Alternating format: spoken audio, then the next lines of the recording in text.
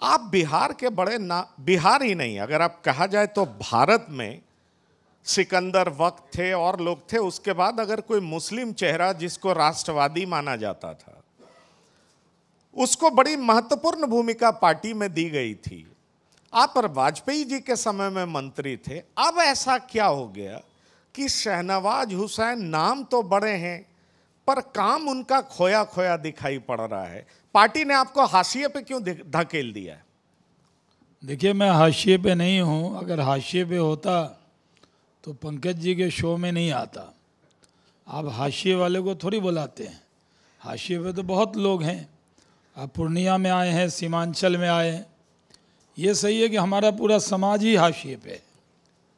अगर मैं टीवी 9 का पोस्टर देखूंगा तो हर जात के एक नेता हैं, लेकिन आपका ही मैं पूछूं कि इसमें 18% आबादी का कोई एक चेहरा है?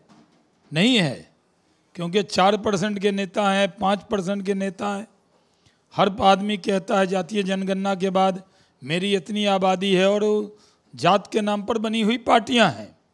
लेकिन जो राजद है वो कहता है कि मेरा MY समीकरण है, जो मैं कहता हूँ MY तो नहीं इसीलिए है। हमने लालू जी का, तेजस्वी जी का लगा तो दिया, लेकिन 2015 से लगातार मुसलमान उनको वोट कर रहा है ज्यादा संख्या में। वाई लगाया है, सीमांचल में भी एक M नहीं लगाया आपने।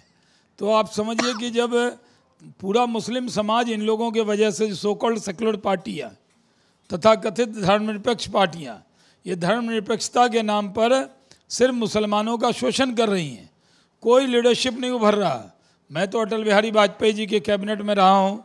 इसी सीमांचल से सबसे कम उम्र में कैबिनेट मिनिस्टर बन के गया।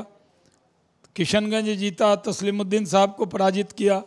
इस सीमांचल के बहुत बड़े गांधी कहे जाते थे, और जीत कर गया। सरकार में मंत्री रहा। फिर जाके भागलपुर से मैं बाई इलेक्शन लड़ा और वहाँ जीता, और 2014 में लेस देन 1% वोट से रह गया।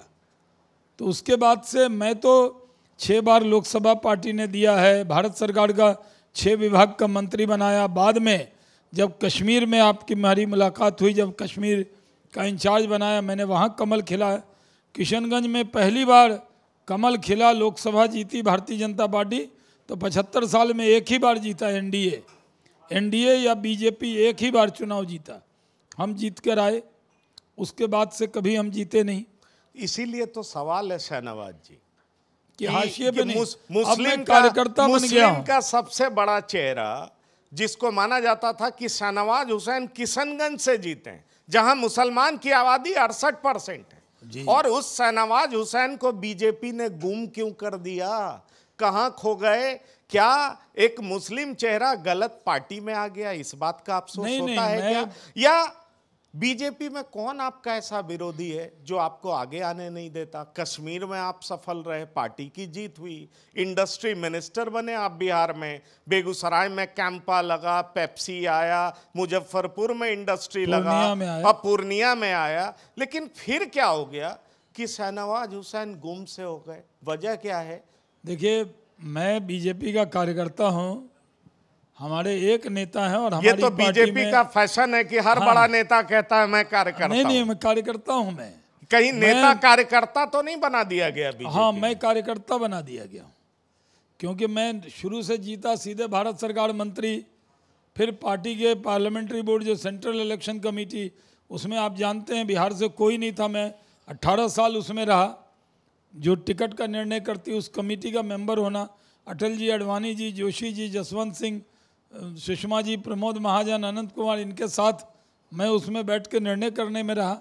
अभी मोदी जी, अमित शाह जी और राजनाथ जी के साथ कमेटी में रहा। तो मैं तो नेता बन के ही रहा ज़्यादा। अब कार्यकर्ता का भी तो अनुभव लेना चाहिए।